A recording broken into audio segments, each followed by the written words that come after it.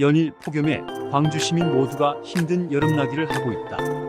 특히 광주 도심 교통지옥 유발자인 광주 도시철도 2호선 공사는 광주 시민에게 상당한 불편함을 주고 있다. 자가용을 타고 다니는 시민보다는 교통이동 약자인 버스를 타고 이동하는 시민은 이 무더위에 임시버스 정류장에서 버스가 오기를 기다려야 한다. 도시철도 공사로 인해 임시버스 정류장은 공사 현장 인근 23개소가 운영되고 있다. 임시버스 정류장은 햇빛을 피할 수 있는 햇빛 가리개도 없으며 버스가 오면 도로변까지 걸어서 나와야 하니 안전에도 문제가 많다.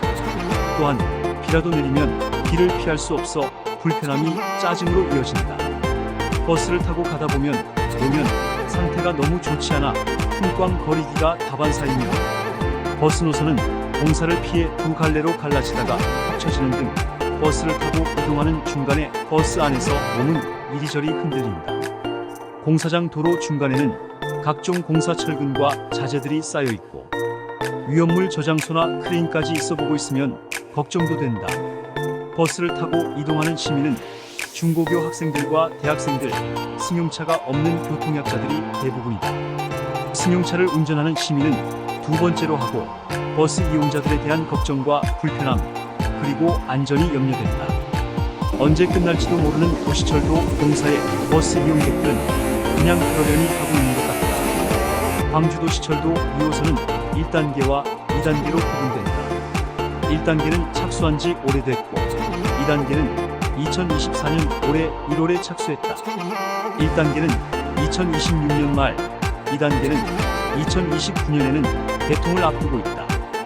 그간 상황을 보면 이미 3년가량 늦어지고 있으며 재정 확보나 공사 입찰 등 개통은 더 늦어질 수도 있다. 오랜 기간 시민은 불편을 감수해야 한다. 이에 대한 광주시의 대책은 있는가? 광주의 편리한 미래 교통수단을 위해 시민에게 조금 더 협조해 주길 부탁드린다는 말뿐이다. 광주 시민은 착하다. 인근에서 아파트 건설을 하게 되면 분진, 소음 등이 발생한다. 그러면 보상하라면서 목소리를 낸다. 그런데 도시철도 공사로 교통이 불편한데 시민들은 고통을 당연한 것처럼 감내하고 있다. 일부 소상공인의 피해나 공사장 인근, 건물의 갈라짐이나 땅 꺼짐 등 재산 피해에 대해 보상이 이루어졌다는 말은 없다. 보상에 대해 광주시는 나 몰라라 하고 있지 않는지 의심스럽다. 불편에 대한 협조를 부탁할 뿐 어떤 정책 지원도 없는 듯하다. 광주시는 사안별로 적극적이고 구체적인 피해 보상 계획이 마련되어 있는지 궁금하다. 남구에 물로운수 사랑공사회가 있다. 공사회는 버스 운전 기사분이 다양한 봉사활동을 하고 있는데 이번 여름에 얼음 생수 공사를 하고 있다. 회원들 비용으로 2만 병의 얼음 생수를 남구 거점 6개에서 나눠주고 있다고 한다. 그런데 광주시와 각 구청은 도로변에 살수차로 물을 뿌리는 것 외에는 하는 것이 없다. 한 가지 제안을 하고 싶다.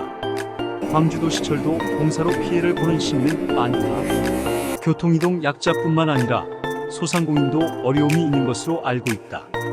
피해를 보는 소상공인들에 대한 보상은 보상 범위, 보상 내용 등을 확정하는 것은 매우 어려움이 있을 것으로 본다. 그러나 버스를 이용하는 승객들에 대한 보상은 그렇게 어렵지 않다. 버스 비용을 할인해주면 된다. 일반인 1,250원, 청소년 800원, 어린이 400원이다. 버스를 이용하는 승객에게 30에서 50%를 할인해주면 다소나마 교통 불편에 대한 위로가 될 것이다. 광주시가 지원 비용 마련이 어렵다면 광주시교육청에 도움을 청하면 어떨까? 대중교통을 이용하는 많은 승객은 청소년들이다. 예산을 마련하는 것은 의지만 있다면 충분히 가능하다. 광주시는 언제 어디서나 안심도시를 시정 목표 중 하나로 선정하고 있으며 그중 광주교통공사의 역할을 중요하게 내세우고 있다. 의외로 사람들에게 거대한 것은 그다지 어렵지 않다. 작고 구체적인 것이 어렵다. 광주시는 시민 개개인의 불편함과 어려움에 대해 촘촘하고 꼼꼼하게 자식을 돌보듯 세심한 고민과 지원이 필요하다. 그것이 부모의 역할이다.